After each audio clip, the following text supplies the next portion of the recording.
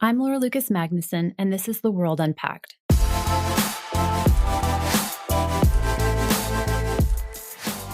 U.S. President Joe Biden will hold a meeting with Japan, India, and Australia soon. It is the first ever leaders summit for the Quad Alliance. Free and open Indo-Pacific is essential to each of our futures, our countries.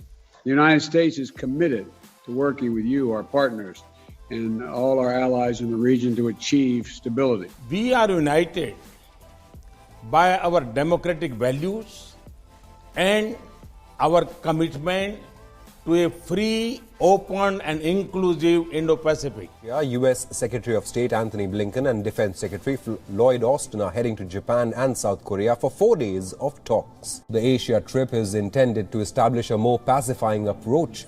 Pentagon chief met with Indian Prime Minister Narendra Modi. The Indian Prime Minister outlined his vision for the strategic partnership between the two countries. US and Chinese officials had a testy exchange at the first high-level meeting between the Biden administration and China. Tensions are rising between the world's two superpowers as both sides dig in on a litany of issues. We'll also discuss our deep concerns with actions by China, including in Xinjiang, Hong Kong, Taiwan, cyber attacks on the United States, economic coercion toward our allies. Following Joe Biden's election, the United States has focused on partnerships in the Indo-Pacific as a means of countering China. The Indian Ocean already has had a long history as an arena for great power competition. What dynamics are at play, and how can the US and other powers best engage? Here to help us unpack these questions is Darshana Baruah, an associate fellow at Carnegie's South Asia program. Darshana's research focuses on maritime security in Asia, and she's now leading Carnegie's new Indian Ocean initiative. Thanks so much for joining us, Darshana. Thank you so much, Laura. It's really great to be here and to discuss such an exciting week that we've had. Yes.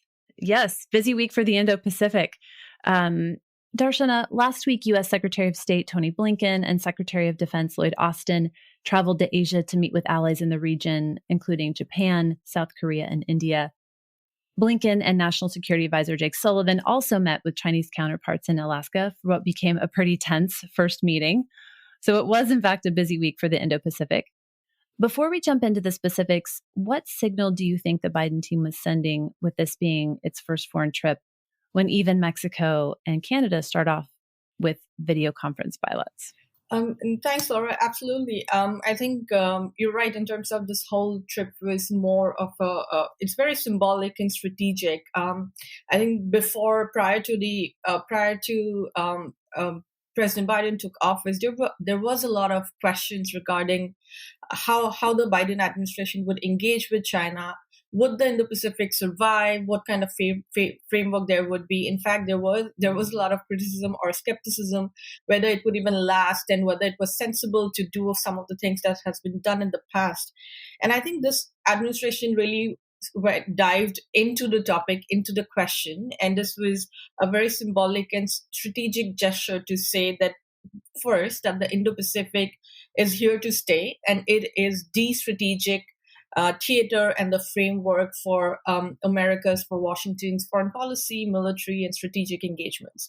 And I think second, which I think was more important and was is a reflection of this trip, was to say that partnerships and allies are not only important but also are at the core of the Indo-Pacific framework, and that they chose Japan, Korea, and then to come to India, and this came just after the first quadrilateral meeting at the kind of leadership level. It went to show who are the key players, how Washington looks at the region, and I think this was also to assure the region because of a lot of uncertainty that came out of the last administration's questioning of the relevance of alliances and partnerships, and is it even worth it for America to be committed? And I think this was a straight dive into it. And if I can just make one difference in this is that through the Quad, of course, US met with Australia, Japan, and India, and through this trip, it was Japan, Korea, and India. Except India, everyone is an ally in the treaty sense of the word, and India is a partner. And I think that goes to show that for US, it is not just going to be its formal alliances, but it will find new or other partnerships and friends like India who are not in an alliance with the United States in the formal sense of the word, who are equally important, if not more, for Washington's engagements in the region. This seems in line with the Biden administration's plan to strengthen alliances as a way to counter Chinese influence. Tell us a little bit about what we saw emerge as a result of Indo-Pacific Week, as you called it. Yeah, so I think it was the trip did not really necessarily come up with very specific new agreements or treaties or anything of that, but it was a lot of conversations to, I think, recommit kind of reassure, I suppose, Washington's commitment to the region with its partners. The conversations in Korea, in Japan, and India were tailored to the bilateral relationship and how, say, U.S. and Japan, what are the issues that are important to U.S. and Japan? What are the issues that are important to Korea and Japan, India and Japan, which are different within the Indo-Pacific? With Japan, it was a lot kind of, on the larger China question, but also in terms of, the defense treaties. With Korea, it was more on the Korean Peninsula. With India, it was defense technology, but also working on other areas, AI, artificial intelligence, cyberspace. So I think it was tailored into different specifics of the relationship, both one to assure what has been done and achieved so far, and second to kind of outline briefly where it can go next and what is there, what is meant to. What is next in place for the relationship? So I think it was, if put together, I think it presents to you Washington's priorities in the region and what is it that it wants to do with its partners. Yeah, I mean, the symbolism piece makes a lot of sense to me. How do you think the United States should best actually work with these allies in the Indo-Pacific? How do you view the substance of the meetings with Japan, South Korea, and with India? Yeah, so I think I think this part is something that has come up even with the conversation related to Quad, and to say that there was a time where there was a lot of skepticism about Quad, and to say, what is it really going to deliver? What is it? How is it going to translate into something substantial? And there was this thing where a lot of people equated the Quad to the Indo-Pacific, and they say that if these partnerships did not deliver directly on this, that means the Indo-Pacific is a failure. But I think the issue here is, or kind of the main thing is that everyone's priorities will be different, and it doesn't mean that the Indo-Pacific framework has to perfectly align with all the other members, and that everyone has to agree on everything at the same time. It's not going to happen. So within this partnership for the Indo-Pacific, I think U.S. it's issue-based partnerships. So with, say, Japan, there would be a specific issue that that U.S. would want to work on. Maybe Australia and Japan and U.S. are on a particular agreement on a particular issue. There would be India, Japan, and U.S., or India, Japan, and Australia. So I think it would depend on what is the issue at hand. We saw a little bit of it during the Quad meeting, which was the decision to work together on the vaccines, which was something of, say, common to all four, and for the region where their priorities lie, right? So you had the four countries come together and talk about providing vaccines, manufacturing, and also distributing it, which was relevant to globally, and which was relevant to their priority theaters. The one phrase that has been used repeatedly with the Quad and with the Indo-Pacific is that it's a force for good, because it tends to be equated that it's a containment strategy, or it is completely opposite, or, in opposition to China. But the idea is that, yes, there are countries in the Indo-Pacific which face common threats. There are shared concerns vis-a-vis China, but that what they do cannot be an impulsive reaction to anything and everything that China does, but has to be more in tandem with their own resources, their own interests, and also their own strategic priorities. So I think what US does with its partners would really depend on the issues at hand at the bilateral level. Yeah, and the Quad, which is India, Australia, Japan, and the United States, they, in addition to talking about COVID, as you said, I think their statement talked about climate change. It talked about disaster relief, cybersecurity, counterterrorism. There's actually a long list, as you said, a big list of challenges to tackle, very concrete things for them to do together. Do you see that as overly ambitious, or do you see it as them being very focused on things that are concrete? Um, I think it's actually working on things that are concrete because it presents a roadmap into what next. There has been a lot of uncertainty and a lot of questions around the Quad. Can it deliver? What is the purpose of the Quad? There's always equated with kind of, if it's not a NATO-like structure, what it is? What is it? What really is the purpose? What is the end goal? And like I just mentioned, if India, Australia, Japan, and the US did not agree on a certain things, people were very quick to say, okay, the Quad does not agree on XYZ, so how is the Indo-Pacific even going to make sense? But the whole point is that even amongst allies, for instance, say US and Japan, they have very different approaches to Iran, but they are still allies. It is accepting that there will be differences because you are a sovereign nation at the end of the day, and sovereign nations have their own priorities, but you also share common goals and concerns amongst these group of countries. And I think this was great that the Quad countries outlined very specific areas, which are all non-traditional security issues, which was climate change, and the areas that you outline, because one of the first times the Quad came together was the tsunami, the Indian Ocean tsunami that happened in Right. and that was again humanitarian assistance and disaster relief. And the next time that you see a concrete deliverable coming out of it is the pandemic, the vaccine diplomacy, right? So again, going back to what Prime Minister Modi has been saying repeatedly, actually, is that it is a force for good, that that is to do and deliver for the region. So I actually think that I'm not sure how much of it is going to be, how quickly things are going to go, because one thing is it's good to remember that the Quad is a coalition of 4 democratic countries. That means 4 different bureaucratic processes. That means that Right. much Good point. paperwork and conversations. So it's harder for things to move at a pace than when it's done by a single country. But I think it's good to have a roadmap finally, that what is it that they want to do. And from your vantage as someone who watches, the interplay of all these powers in the Indian Ocean, can we talk a little bit more about those U.S.-China meetings in particular?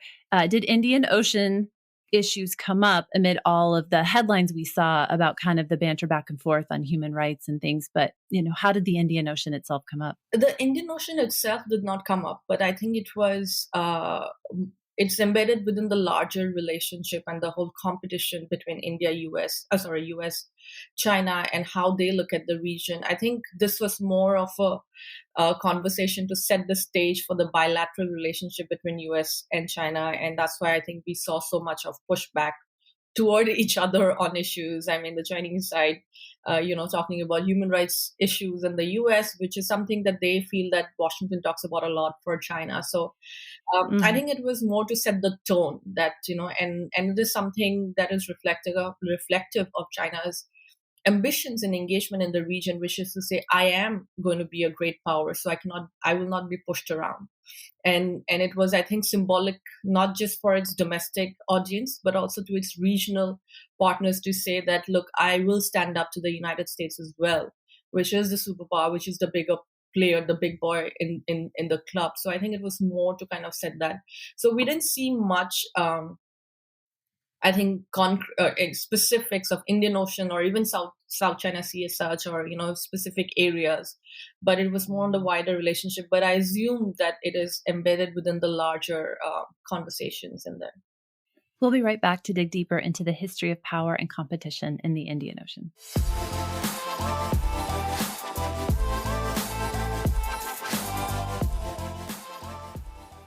Darshana, I, like many of our listeners probably, am fairly new to the geopolitics of the Indo-Pacific. Can you give us a little bit of brief history of the region? Historically, who have been the key players in the region and what have been the key issues at stake? There is a lot of conversation about the history of the Indo-Pacific, who really started it. at this time, it's always kind of, sometimes it's Japan, sometimes it's US. Rory Metcalf has a book on it that goes into the details of, the evolution of the Indo-Pacific. But it is understood that it was actually first, the terminology in the sense was sometimes used in the 1920s and by German scholars, to talk about it. But in the contemporary sense, I think it was 2007 for the first time that then Japanese Prime Minister Shinzo Abe he gave a speech called Confluence of Two Seas at the Indonesian Parliament, which was to say that, the Indian Ocean and the Pacific Ocean should not be seen as kind of, two different geographies, but they flow into each other. There are consequences that, that one part would have on the other. And it comes from Japan's own priorities and security interests, whereas to say it's a resident of the Pacific, and that what happens in the Pacific directly impacts Japan, especially the Western Pacific. But its energy lines and trade run through the Indian Ocean to the Middle East.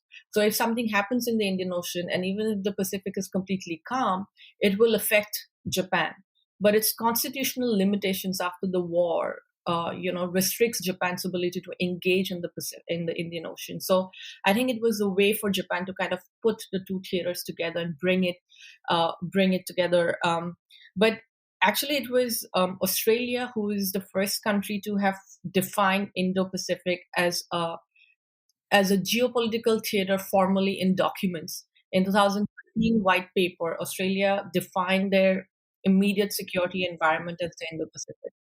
Then Japan, and then it was Japan in 2016-17 where they came out with a vision, in the Pacific vision.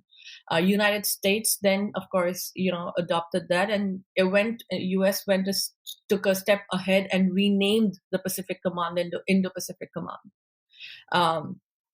India was the last one actually within the Quad to adopt the concept of Indo-Pacific, which was in 2018 at the Shangri-La Dialogue, where formally India talked about the Indo-Pacific. It defined Indo-Pacific geographically, that eastern coast of Africa to the western shores of America is how India geographically defined it and what it meant. And now over time, we have seen European Union kind of adopt. ASEAN came up with an Indo-Pacific outlook. France has it. Germany has it. We're seeing more and more countries kind of adopt this Indo-Pacific as a concept. But the problem or the hesitation is more among smaller nations and kind of island countries and smaller nations, whether it's Indian Ocean or Southeast Asia, because they view it through the lens of US-China competition. So it's an either-or choice for them. So they think that if they adopt the Indo-Pacific, they're publicly making a statement that they support the United States and its competition with China. And if they don't, that means they are supporting China in the competition against the United States. So that is their perception, of course, as how they view it, because as a small nation, you also want to be able to engage both sides to get as much as you want out of the competition. But of course, it's not that. But that's where the power play is right now, where you have bigger countries. We have a lot more countries adopting it. Then you have a set of countries like China who are not adopting it. And then you have the countries, smaller nations who are in between, trying to kind of manage this competition in the relationship. I remember, even 10, 15 years ago when I was still a foreign service officer, this pivot to Asia was central to the U.S. strategy. And yet, we've been mired in the Middle East. We continue to, have to be focused on issues like Russia. So it's always seemed to have been a struggle in a way for the United States to truly focus on Asia. And as you noted, sort of not the first to adopt this Indo-Pacific language, but now that we have, do you see the United States getting finally more serious? And maybe it's through this symbolic first trip about really focusing on this region. It definitely, Indo-Pacific has taken some work, I think, at everyone's level, and it's true for Washington as well, because it is a new concept, and more importantly, it's a concept in a new security environment. Adopting the Indo-Pacific in the 70s and 80s would mean completely different than it would mean now. And I think there would be no reason for a concept like Indo-Pacific in the 70s and 80s as it would now, because the environment has changed, the security environment has changed. And as we have come to the stage where Indo-Pacific, for a country like India, say, it's a theater of opportunities, really. It allows India so many partnerships and to leverage that partnerships despite resource restraints or capital constraints that India has, and it has really uplifted or promoted India's profile. So for every country, there is a reason and an interest for it. But it's still a work in progress because, again, like I said, initially it was what does it mean for each country? How do they even define the Indo-Pacific? First we had to come to that, defining the Indo-Pacific geographically.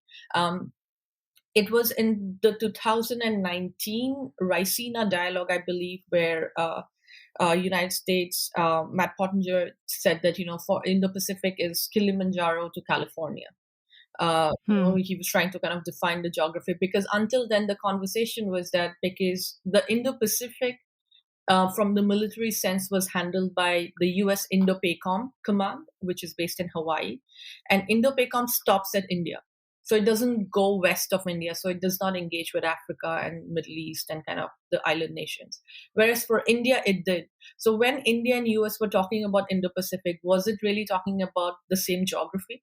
So there have been a lot of issues that needed to be ironed out and challenges. Bureaucracy was shaped differently, right? So there has been changes, structural changes, which of course, as a foreign policy officer, you would know takes time, and it has been on everyone's front.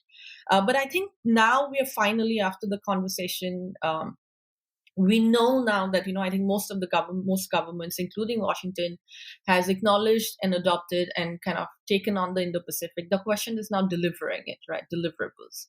At the strategic and policy community, unfortunately, the conversation is still at a great level, stuck at the wider conversation in terms of will the Indo-Pacific survive or not? So the conversation hasn't really gone down to the specifics of it. I think that's the next step that we sort of kind of need to do. And like I said, I think it will be based on issues.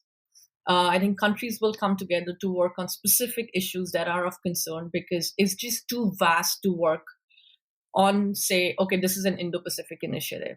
I think Indo-Pacific is the wider umbrella. And within that, say, you would have different partners for different theaters because it is recognizing that every country has resource constraints. It is especially true for, say, Japan, Australia, India, Singapore, France, you name it. So I think it will mean different partners in different theaters. And that is the way forward that I see. And that is what I see governments also engage in a particular way. It would be, say, India, Japan, and Africa, US, Australia with the Blue Dot Network, say, on building infrastructure. So different coalitions, different issue based. The idea is to be able to coordinate with each other so you're not duplicating efforts.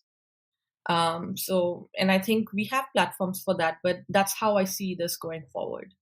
So you've told us a little bit about the geography, the changing definitions and geographies, and why I think some of these countries prioritize the region. But sort of what are the current motivations and competitions? What are the issues at stake beyond things, as we already talked about, disaster relief, maritime, but what are some of the things that are being competed over? I think the whole environment is that the rise of a new power, really. This is true history. We've seen every time there is a new power, there's a new power with capabilities and, more importantly, capital.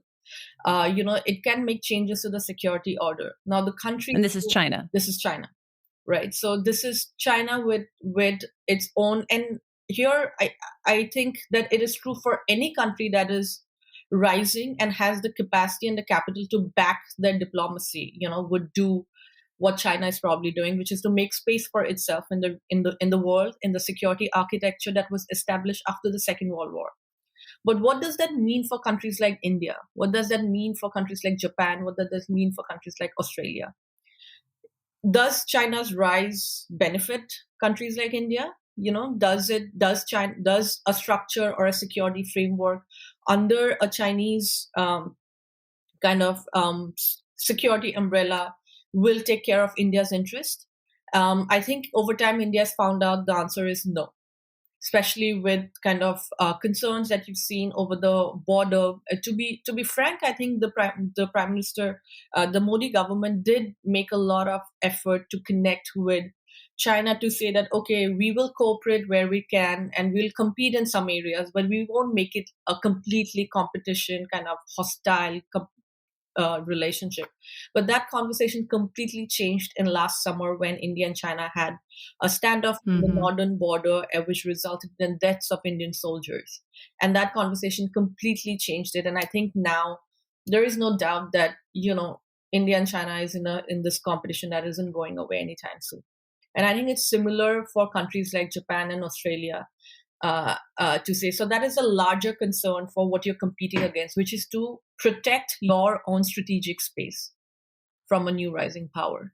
And which parts of the Indian Ocean are most contested? So the Indian Ocean, China's interest in the Indian Ocean was kind of popularized by its former president Hu Jintao when he talked about the Malacca dilemma, which was the Straits of Malacca.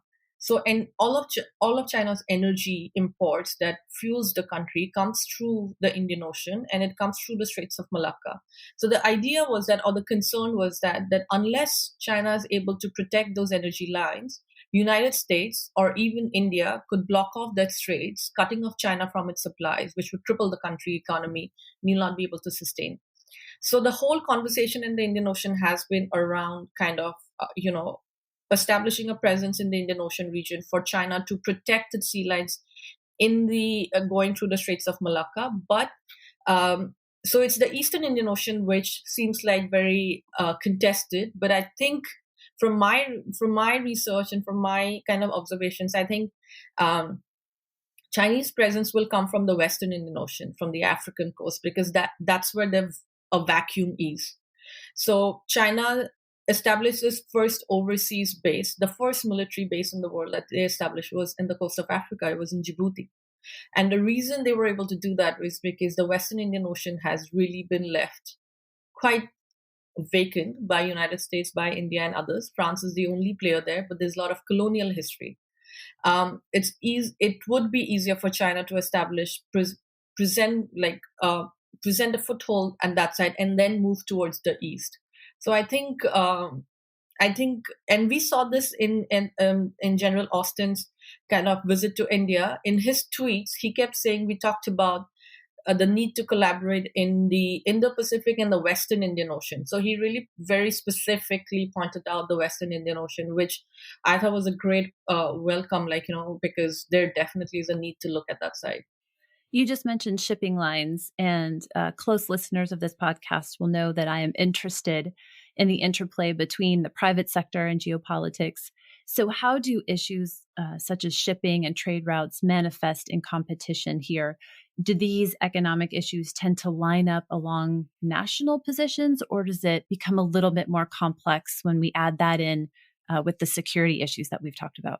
I think it's absolutely much more complicated than that. I think we've seen that even with private companies, where it is, especially private companies of Australia, Japan, or India. Sometimes government wants to do something or invest in a particular region, but companies necessarily do not want to because they don't see an economic feasibility, or they want when the governments are not keen on it. So I don't think so. The private company, it always lines up, but of course you have to be conscious of what the government is doing. And at sea, it becomes even more complicated because you have cargo ships, you have merchant ships, which could be flying an American flag with crew from China, Japan, and Korea, and India, Italy, and then, it's heading to Europe, but its resources are from Africa. So you have a lot of countries that gets,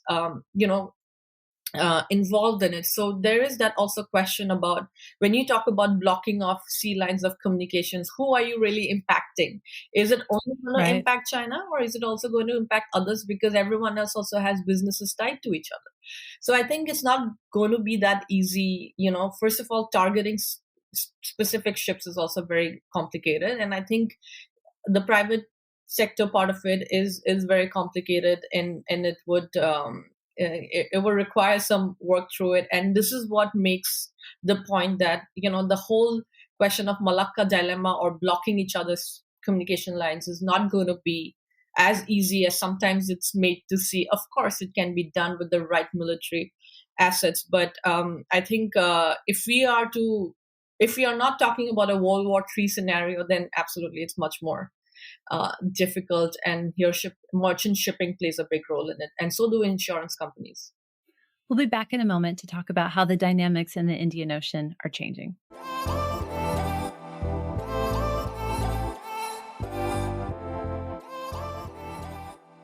Darshana, we talked a bit about where things stand in the region, but I want to look ahead now.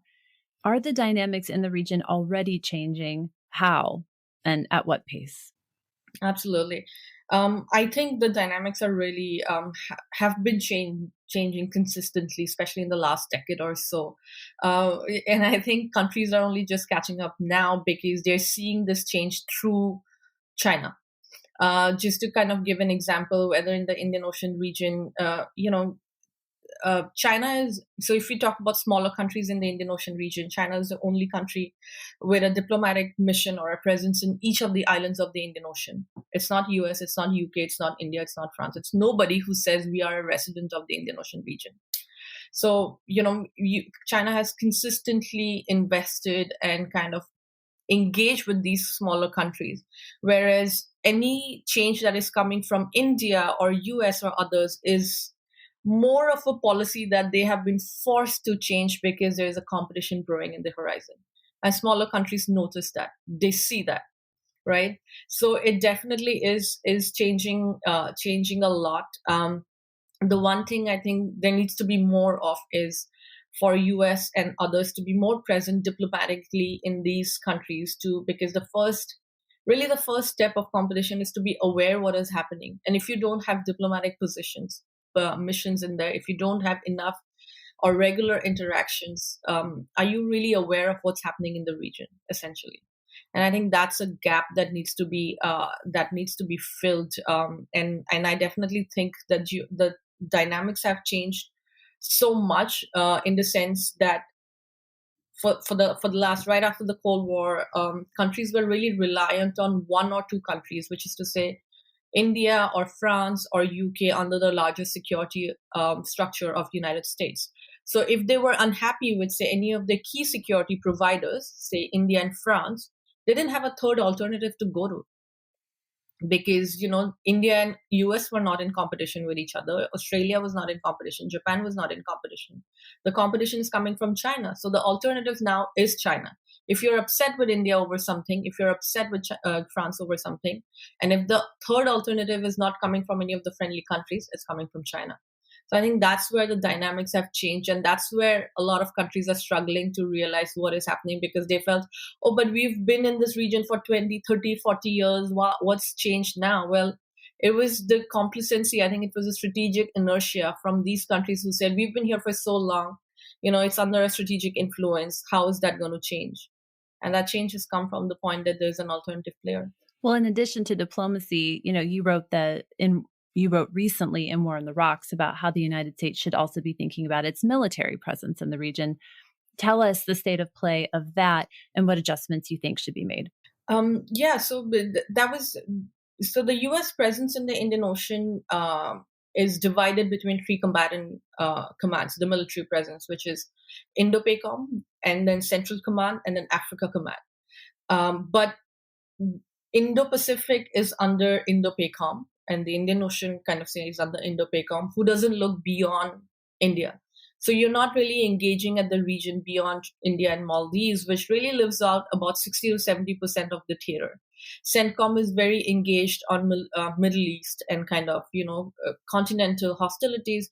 Africa Command's resources and capacity is very different than Indo-Pacific's. It's more on the continental side of it. So I think and it's also wrong. It would be factually incorrect to say that America doesn't have a presence in the Indian Ocean, because you have Diego Garcia strategic base there, and you have a presence because you have aircraft carrier groups that transits it. But the problem is, as I mentioned in the War on the Rocks piece, is that it looks at the Indian Ocean as a highway, not an end. It's a highway between the Pacific and the Middle East. So you are transiting it with these big ships and carriers, but you're not necessarily engaging with the region or even understanding it.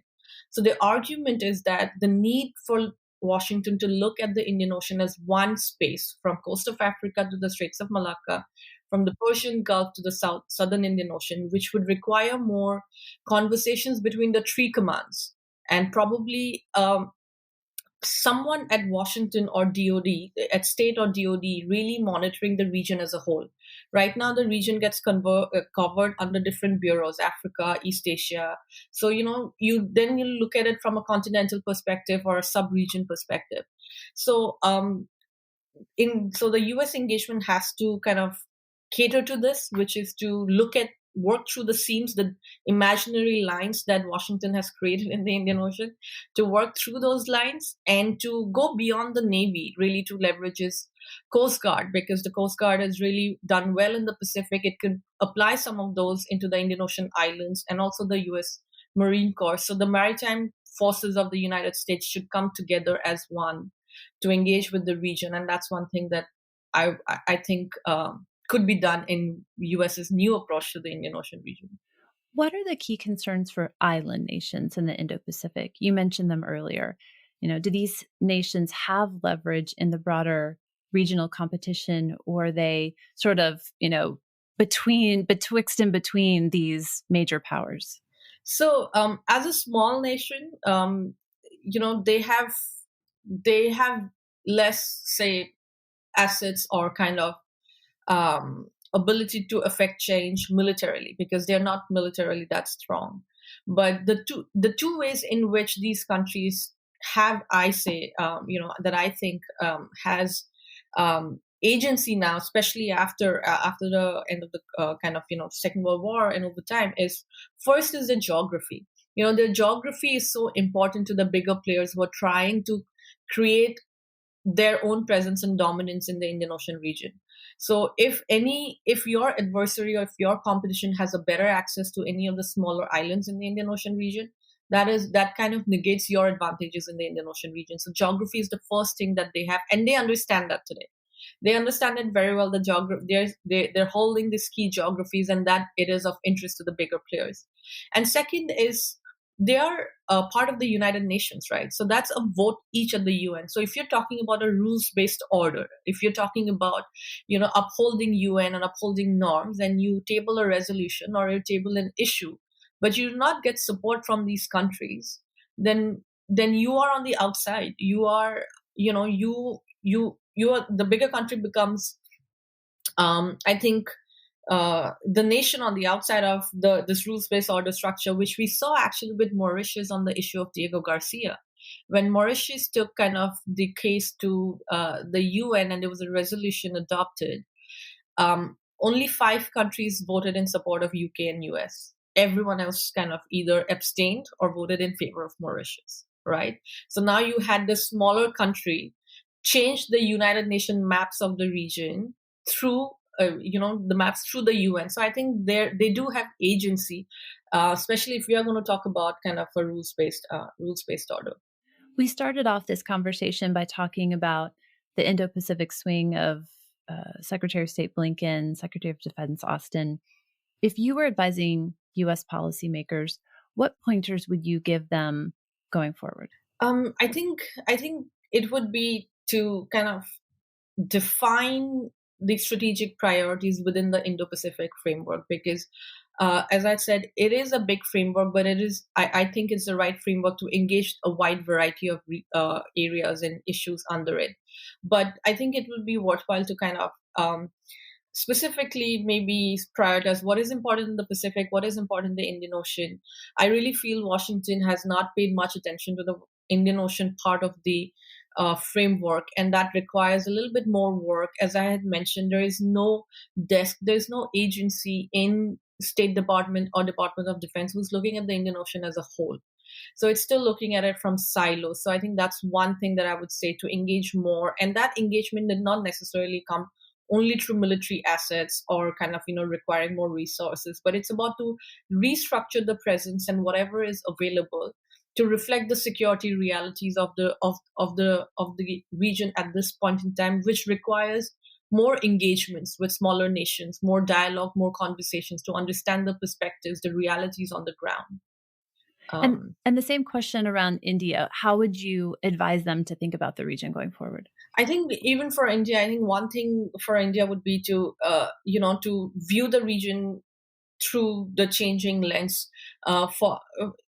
India for a very long time was very nervous or very hesitant to welcome any other country into the Indian Ocean region, even if it was the United States, because it felt kind of, that's my, area where it is considered the bigger security provider. Why should I know? But I think India needs to work together with partnerships because it gains a lot by working with others in different areas of the Indo-Pacific. And there are serious capacity constraints. So I think India should look more to leverage these partnerships rather than kind of resisting them. And I think India is moving toward that side of it. It will also help for India to outline its priorities in the Pacific, how far it is willing to go, what its concerns are, what are the main areas on it, and where it can work together with others in the Indian Ocean region.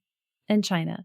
We've talked a lot about how the US and others can counter China, but what tools does China have at its disposal?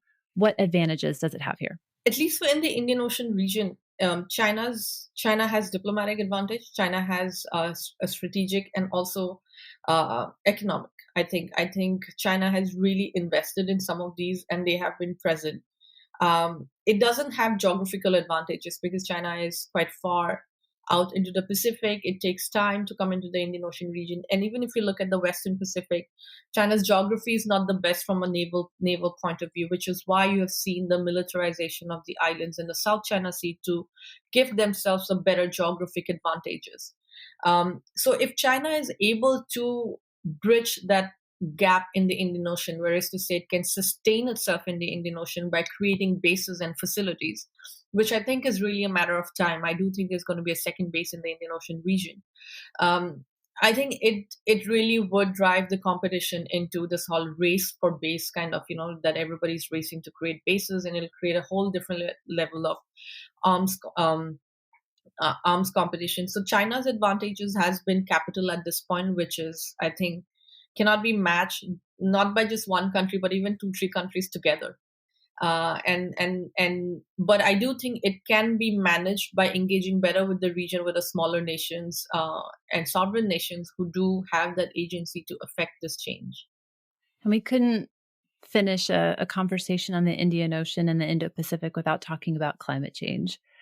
We mentioned it briefly, but can you talk a little bit about how you see climate change impacting the Indian Ocean, the competition between these major powers, and how can, countries like the United States, China, Australia, Japan, and others think about climate change as they create their strategies for this region?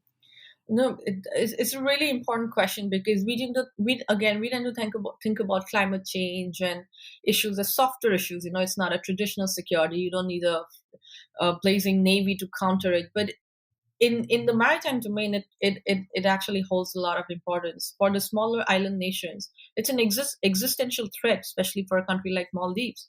So if you're really talking about, say, again, going back to the point that they hold critical geography. So say if India and US wants to better engage with a smaller nation for their own geopolitical competition, then Washington and Delhi will have to work with them on an issue that is of importance to them, which is climate change, which is issues of non-traditional security issues. So I think you will have to find a balance between that. You'll have to find a way to work on these issues, and you can't dismiss them as softer issues because it has now greater geopolitical implications. And I think the countries have moved on that area. There's the International Solar Alliance that India and France set up together. Then there's the Coalition for Disaster Resilient Infrastructure, which is to say that because it's very prone to natural disasters, and for a smaller nation, even a smaller typhoon or a cyclone creates much more damage than, say, to a bigger nation. So recovering from that takes a lot of energy and resources. So the idea was to create infrastructure which is resilient to disaster, whether it's tsunami warning centers, sea walls, or kind of stronger buildings, which Japan is great at. Right. So I think there are areas in which you can come together and work on these issues. These platforms exist, but I think there's need to be more of an understanding on the issues at hand in the region, which requires talking to the smaller nations and then restructuring these platforms to address those concerns. Because I really do think the platforms exist, but governments haven't been able to restructure it in a way because there is a lack of an understanding in that, where we are still dividing traditional security issues from non-traditional security issues, and have failed to see the overlaps between the two. So I hope we will. I mean, it's definitely positive signaling from the Biden administration on climate change and others. So I hope this will take on more of a role in our engagements, whether it is through Indo-Pacific Quad or in whatever form it comes and takes place. Well, Darshana, thank you so much for helping us unpack this Indo-Pacific week. Thank you so much for joining us. Thank you so much. This was really good. Thank you. Till next time. Thank you for listening to The World Unpacked, produced by the Carnegie Endowment for International Peace. We're grateful for your listen and eager for your feedback. We welcome your emails at podcasts@ceip.org. And please rate and review us on iTunes, Spotify, or wherever you get your podcasts. You can find me, Laura Lucas Magnuson, on Twitter @LauraL.Magnuson. These discussions are only made possible by our wonderful team behind the pod. Our audio engineer is Tim Martin, and our executive producer is Maya Krishna Rogers. We'll see you next time.